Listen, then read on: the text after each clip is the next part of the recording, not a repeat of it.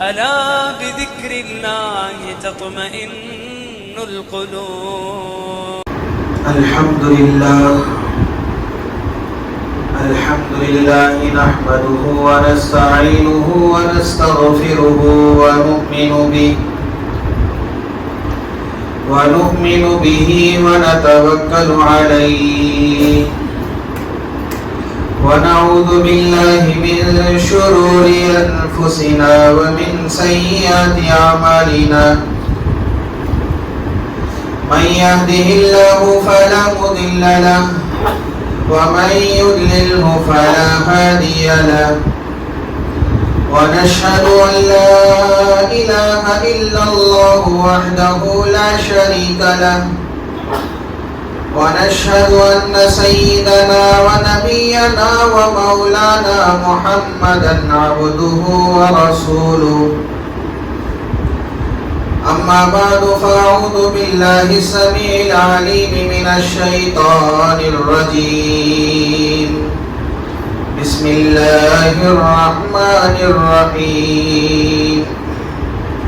لقد كان لكم في رسول الله أسوة حسنة.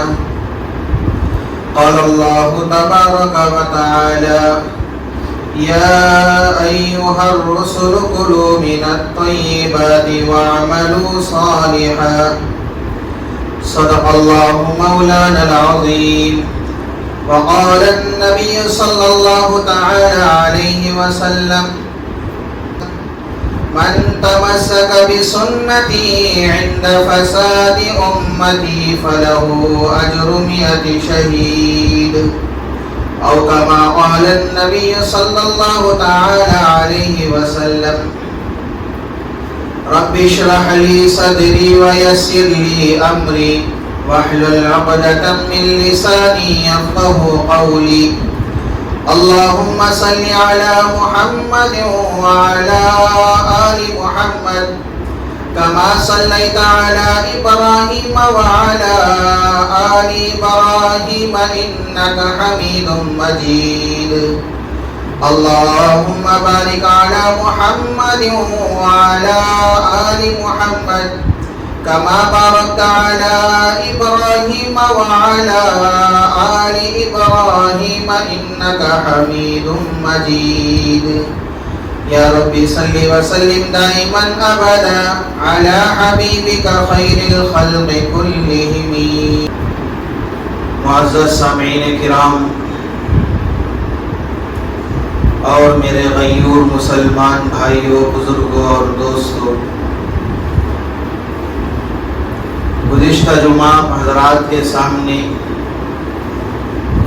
ایک حدیث آئی تھی.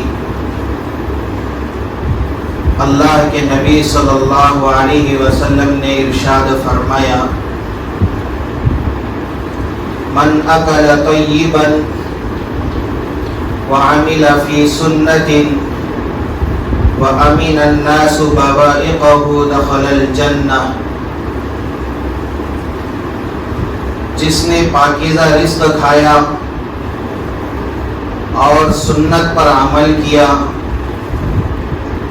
اس کے شر سے لوگ محفوظ رہے، یعنی وہ لوگوں کو تکلیف نہیں پہنچایا، تو وہ جنت میں داخل ہو گیا. اس حدیث کے اندر اللہ کے نبی صلی اللہ علیہ وسلم نے 3 اعمال پر جنت کی بشارت سنائی ہے.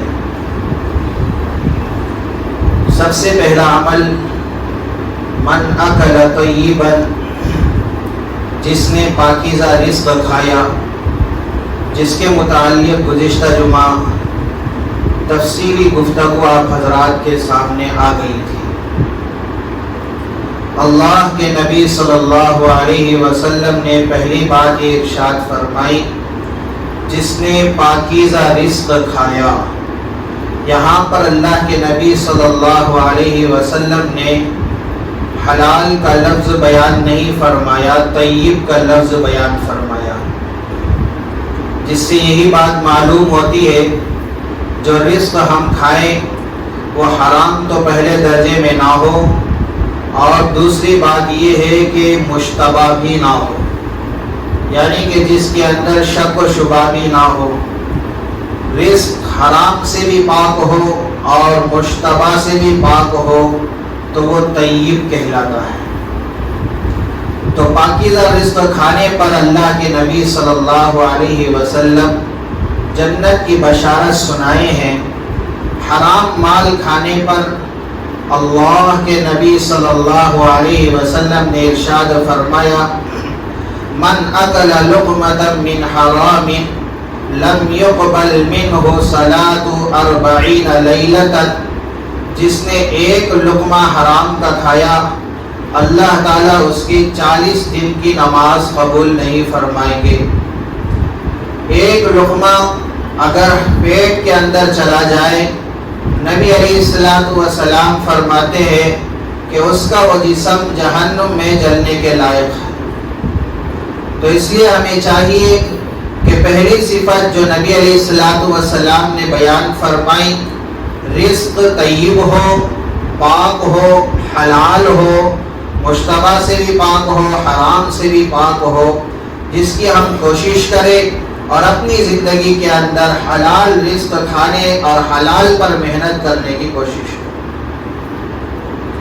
حلال رزق کھانے پر اللہ رب العزت اعمال صالحہ کی توفیق دیں گے، اعمال کا جذبہ ہمارے اندر پیدا ہوگا۔ حلال رزق کھانے پر ہماری اولاد فرما بردار ہوگی۔ حلال رزق کھانے پر اللہ رب العزت سکون اور راحت کی زندگی عطا فرمائیں گے۔ حرام اگر ہماری زندگی میں ہوگا، نہ ہماری زندگی میں سکون ہوگا، نہ ہماری اولاد فرما بردار ہوگی، نہ ہماری بیوی فرما بردار ہوگی، نہ ہمارے عزیز و اقارب فرما بردار ہوں گے۔ ظاہر سی بات ہے کہ حرام مال جب جسم کے اندر جاتا ہے تو زندگی سے سکون نکل جاتا ہے۔ تو یہ پہلی صفت اللہ کے نبی صلی اللہ علیہ وسلم نے ارشاد فرمایا کہ پاکیزہ روزی جو آدمی کھایا اس کے لیے اللہ کے نبی صلی اللہ علیہ وسلم جنت کی بشارت سنائے۔ اور دوسری بات، اللہ کے نبی صلی اللہ علیہ وسلم نے ارشاد فرمایا، من عمل فی سنت، اور جس نے سنت پر عمل کیا، اللہ کے نبی صلی اللہ علیہ وسلم کی سنتوں سے محبت کیا، سنتوں کو اپنی زندگی میں لایا، سنتوں پر عمل کرتا رہا، اللہ کے نبی صلی اللہ علیہ وسلم اس کے لیے بھی جنت کی بشارت سنائی۔ حضرات صحابہ کرام رضوان اللہ تعالیٰ عنہم اجمعین کے اندر ایک جذبہ تھا، ان کے اندر ایک شوق تھا اور ایک جنون تھا کہ اللہ کے نبی صلی اللہ علیہ وسلم کی ایک ایک ادا اور ایک ایک عمل پر وہ مکمل طور پر عمل کیا کرتے تھے، ایک ایک عمل کو اپنی زندگی میں لاتے تھے، اور ان کے لیے یہ بات گوارا نہیں تھی کہ میں اللہ کے نبی صلی اللہ علیہ وسلم کی سنت کو معمولی سمجھ کر چھوڑ دوں، سنت سمجھ کر چھوڑ دوں۔ یہ صحابہ کے اندر یہ بات گوارا نہیں تھی۔ صحابہ کے اندر اللہ کے نبی صلی اللہ علیہ وسلم کی محبت بسی ہوئی تھی، ان کے خون کے قطرے قطرے کے اندر محبت بسی ہوئی تھی۔ تو صحابہ کرام رضوان اللہ تعالیٰ عنہم اجمعین سنت پر مر مٹا کرتے تھے، اپنی جان قربان کر دیتے تھے، اور جہاں تک ہو سکے سنت پر عمل کرنے کی کوشش کیا کرتے تھے۔ حضرت عمر فاروق رضی اللہ عنہ مکے کے اندر آئے، حجر اسود کو بوسہ دیا اور حجر اسود سے کہا، اے حجر اسود، میں جانتا ہوں کہ تو پتھر ہے، میں جانتا ہوں کہ تو نہ نفع دیتا ہے نہ نقصان دیتا ہے، میں نے بوسہ صرف اس لیے تجھے کیا ہے کہ اللہ کے نبی صلی اللہ علیہ وسلم کو تجھے بوسہ دیتے ہوئے میں نے دیکھا تھا، اس لیے میں نے تجھے بوسہ دیا۔ اگر اللہ کے نبی صلی اللہ علیہ وسلم کو بوسہ دیتے ہوئے نہ دیکھا ہوتا تو میں کبھی تجھے بوسہ نہ دیتا۔ سنت پر عمل تھا۔ اور حضرت عمر فاروق رضی اللہ عنہ مکے کے اندر طواف کر رہے ہیں، اور طواف میں شریعت یہ کہتی ہے کہ شروع کے 3 چکر میں رمل کیا جائے۔ رمل کہتے ہیں کہ سینے کو تھوڑا سے تان کر تھوڑا سے اکڑ کر چلے، اس کو رمل کہتے ہیں۔ اور شروع اسلام میں کافر کفار اور مشرکین بھی دیکھا کرتے تھے۔ اللہ کے نبی صلی اللہ علیہ وسلم نے صحابہ سے کہا کہ رمل کیا کرو تاکہ ہماری کمزوری وہ محسوس نہ کرے، بلکہ وہ سمجھے کہ ہم کمزور نہیں ہیں، ہم طاقتور ہیں۔ اللہ کے نبی صلی اللہ علیہ وسلم نے رمل کرنے کا حکم دیا تھا، تو حضرت عمر فاروق رضی اللہ عنہ نے کہا کہ اس وقت کفار و مشرکین مکے کے اندر رہا کرتے تھے تو رمل کیا کرتے تھے۔ اللہ کے نبی صلی اللہ علیہ وسلم نے اس کا حکم دیا تھا۔ آج تو کفار و مشرکین مکے کے اندر نہیں ہیں، لیکن اگر اس وقت اللہ کے نبی صلی اللہ علیہ وسلم کو میں رمل کرتے ہوئے نہ دیکھا ہوتا اور اللہ کے نبی صلی اللہ علیہ وسلم حکم نہ دیے ہوتے تو میں رمل نہیں کرتا۔ میں اس لیے کر رہا ہوں تاکہ نبی علیہ السلام کی سنت باقی رہے۔ یہ تھا صحابہ اکرام رضوان اللہ تعالیٰ عنہم اجمعین کے اندر سنت پر عمل کرنے کا جذبہ۔ حضرت عثمان رضی اللہ عنہ مسجد کے پاس تشریف لائے، پانی منگوایا، وضو کر رہے تھے، وضو کے درمیان مسکرائے تو کسی نے پوچھا حضرت آپ وضو کرتے کرتے کیوں مسکرائے؟ حضرت عثمان رضی اللہ عنہ نے فرمایا اللہ کے نبی صلی اللہ علیہ وسلم کو میں نے دیکھا کہ نبی علیہ السلام وضو کرتے تھے اور وضو کے درمیان ایک مرتبہ میں نے دیکھا کہ نبی علیہ السلام مسکرائے، تو نبی علیہ السلام کا یہ عمل مجھے پسند آیا۔ نبی علیہ السلام مسکرائے تو میں اس مسکرانے والے عمل کو باقی رکھنے کے لیے میں مسکرا رہا۔ تو دل کے اندر محبت رسول تھی، سنت رسول کی محبت دلوں کے اندر تھی، تو زندگی کے اندر انہوں نے سنتوں کو اجاگر کیا، سنتوں پر عمل کیا، اور سنتوں پر عمل کر کے اللہ کے نبی صلی اللہ علیہ وسلم سے محبت کی عقیدت اور محبت کا جذبہ انہوں نے بتایا کہ ہمارے اندر نبی علیہ السلام کی محبت اتنی زیادہ ہے۔ حضرت علی رضی اللہ عنہ کو ایک مرتبہ اللہ کے نبی صلی اللہ علیہ وسلم نے ریشم کا لباس دیا، ریشم کا کپڑا دیا۔ حضرت علی رضی اللہ عنہ نے اس سے کیا ہے کپڑے سلوا لیے اور کپڑے پہن کر نبی علیہ السلام کے سامنے آئے۔ نبی علیہ السلام کا چہرہ بدلا ہوا تھا، چہرے کا رنگ بدلا، تو صحابہ اکرام رضوان اللہ تعالیٰ عنہم اجمعین کی ایک عادت تھی، مزاج نبوت کو وہ سمجھ جاتے تھے کہ نبی علیہ السلام کیا میرے اس عمل سے خوش ہیں یا ناراض ہیں، میرا یہ عمل اللہ کے نبی کو پسند آیا یا نہ پسند نہیں آیا ہے۔ صحابہ اکرام رضوان اللہ تعالیٰ عنہم اجمعین مزاج نبوت کو سمجھتے تھے، اور حضرت علی رضی اللہ عنہ سمجھ گئے کہ میرے یہ کپڑا پہننا اللہ کے نبی صلی اللہ علیہ وسلم کو پسند نہیں ہے، تو اس لیے فوراً گھر میں گئے اور کپڑوں کو اتارا نہیں بلکہ کپڑوں کو پھاڑ دیا، اور ان کپڑوں کو اللہ کے نبی اپنے گھر کے عورتوں کو دے دیا، اور اس کے بعد کبھی ریشم کا کپڑا پہننا گوارا نہیں کیا۔ ریشم کا کپڑا تو مردوں کے لیے جائز نہیں ہے، عورتیں تو پہن سکتی ہیں، لیکن اللہ کے نبی صلی اللہ علیہ وسلم نے مردوں کے لیے اس کو ناپسند کیا، تو حضرت علی رضی اللہ عنہ کے اندر یہ جذبہ اور یہ فکر ان کے دل کے اندر لاگو ہوئی کہ نبی علیہ السلام کو یہ عمل پسند نہیں ہے، تو اس لیے میرے اوپر یہ ریشم کا لباس پہننا درست نہیں ہے۔ انہوں نے صرف اتارا نہیں بلکہ اس کو پھاڑ کر دے دیا۔ یہ سنت پر عمل اللہ کے نبی صلی اللہ علیہ وسلم نے ارشاد فرمایا۔ دوسری بات، من عمل فی سنت، جس نے سنت پر عمل کیا، اللہ کے نبی صلی اللہ علیہ وسلم اس کے لیے جنت کی بشارت سنائی۔ اور آج ہمارا حال کیا ہے؟ ہمارا حال تو یہ ہے، ہم تو سنت کو سنت سمجھ کر چھوڑتے ہیں، لیکن صحابہ اکرام رضوان اللہ تعالیٰ عنہم اجمعین سنت کو سنت सुन्नत समझकर अपनी जिंदगी के अंदर उस अमल को लाते थे, सुन्नत को सुन्नत समझकर अमल किया करते थे। चाहे झोपड़ी में हो, चाहे महल के अंदर हो, चाहे मस्जिद के अंदर हो, चाहे बाजार में हो, चाहे गलियों में हो, हर जगह सहाबा इकराम रिज़वानुल्लाहि ताला अलैहिम अजमईन की आदत थी कि सुन्नत को सुन्नत समझकर अमल करते थे। हजरत अनस इब्न मालिक रज़ी अल्लाह अन्हु एक मर्तबा देखे कि अल्लाह के नबी सल्लल्लाहु अलैहि वसल्लम के सामने सालन है और अल्लाह के नबी सल्लल्लाहु अलैहि वसल्लम उसमें कद्दू तलाश कर रहे हैं, कद्दू चुन चुन कर उसको निकाल कर खा रहे हैं। अनस रज़ी अल्लाह अन्हु फरमाते हैं उसके बाद से मेरे अंदर कद्दू के खाने का शौक पैदा हो गया। कद्दू में खाया करता था तो मालिकीन लिखते हैं कि उनके घराने के अंदर कभी कभार ऐसा होता था कि सालन पका उसमें कद्दू ना हो, लेकिन अक्सर जब भी सालन पकता था उसके अंदर कद्दू हुआ करता था। इन्होंने अल्लाह के नबी सल्लल्लाहु अलैहि वसल्लम को इस तरह करते हुए देखा, उसको अपनी जिंदगी बना ली, अपनी जिंदगी का मामूल उसको बना लिया।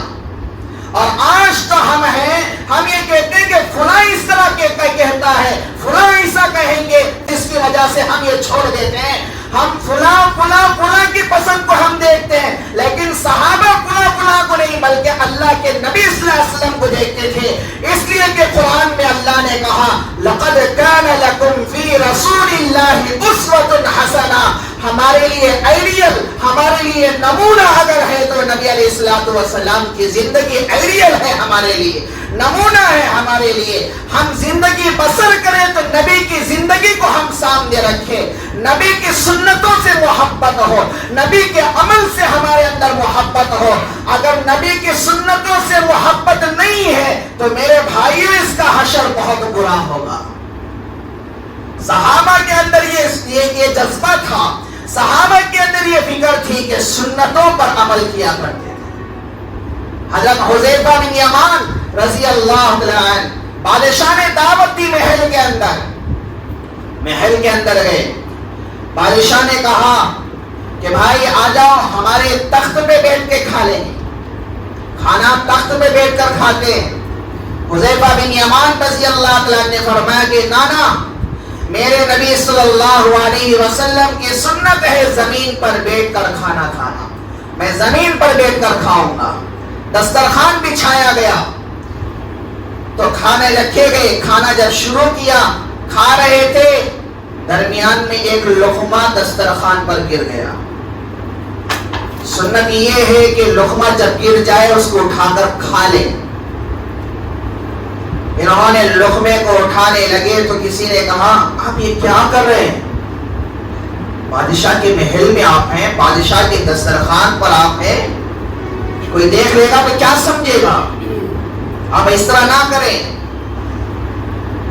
हुज़ैफा बिन यमान रज़ी अल्लाह अन्हु ने फरमाया अअतरुकु सुन्नत हबीबी लिहाउलाइल हुमक़ा, क्या इन अहमकों की वजह से मैं अपने हबीब सल्लल्लाहु अलैहि वसल्लम की सुन्नत को छोड़ दूं? उन्होंने उसी उस खाने को जो नीचे गिरा हुआ था लुक़मा, उसको उठाया और उसको खा लिया। सुन्नत पर अमल उन्होंने करके बताया। और आज हमारी जिंदगी से सुन्नतें निकल चुकी है। हम खाना खा रहे हैं तो सुन्नत खा रहे हैं, खाना खाने के लिए बैठे हुए हैं, न दस्तरखान है, न सुन्नत का कोई तरीका है, न सर पर कपड़ा है, न ज़बान पर बिस्मिल्लाह है, कोई अमल सुन्नत के मुताबिक है। सब सुन्नत से हटाओ। अपने बच्चों को भी हम सुन्नत नहीं सिखाते कि बेटा खाना इस तरह खाया जाता है, खाते हैं इससे कि आधा खाना प्लेट में, आधा खाना नीचे, और उंगलियों पर कितने खाने के दाने लगे हुए होते हैं उसको ऐसे ही धो देते हैं। हमारे बच्चे भी वैसे ही खाते हैं और हम भी वैसे ही खाते हैं।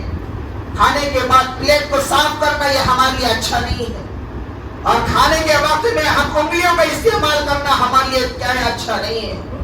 हम स्पून इस्तेमाल करते हैं। सहाबा इकराम रिज़वानुल्लाहि ताला अलैहिम अजमईन सुन्नत पर कैसे अमल करते? खाने का दाना नीचे गिर जाए तो उठाना हमारे लिए गवारा नहीं। और सहाबा ने ये बताया कि देखो झोपड़ियों में नहीं लेकिन महल के अंदर भी, बादशाह के सामने भी सुन्नत पर हम अमल इस तरह करते हैं। तो आज हमारे दिल के अंदर कितनी محبت ہے. صحابہ اکرام رضوان اللہ تعالی عنہم اجمعین نے بتلایا کہ محبت کیا ہوتی ہے، سنت پر عمل کس انداز سے کیا جاتا ہے. لیکن یاد رکھنا، سنت کو سنت سمجھ کر مت چھوڑنا، اس لیے کہ اس کا نقصان معمولی نہیں ہوگا. اللہ کے نبی صلی اللہ علیہ وسلم کے پاس ایک آدمی بیٹھا ہوا تھا، کھانا کھا رہا تھا اور وہ سیدھے ہاتھ سے نہیں بلکہ بائیں ہاتھ سے کھا رہا تھا. اللہ کے نبی صلی اللہ علیہ وسلم نے فرمایا کل بیمینک، بھائی اپنے سیدھے ہاتھ سے کھاؤ. اس نے کہا انا لا استطیع، میں کھا نہیں سکتا سیدھے ہاتھ سے. اللہ کے نبی صلی اللہ علیہ وسلم نے فرمایا اگر کھا نہیں سکتے تو کبھی بھی نہیں کھا سکو گے. تو اس کا نتیجہ یہ ہوا کہ اس وقت سے آخری وقت تک کبھی وہ اپنا سیدھا ہاتھ منہ تک نہیں پہنچا سکتا. کہ نبی کے سنت کو معمولی نہ سمجھیں، نبی کے سنت کو کم نہ سمجھیں، نبی کے سنت کو سنت سمجھ کر نہ چھوڑیں، نبی کے سنت کو سنت سمجھ کر عمل کریں. یہ صحابہ کا طریقہ تھا. نبی کے سنت کو دل و جان سے عمل کرنا یہ صحابہ کا طریقہ تھا.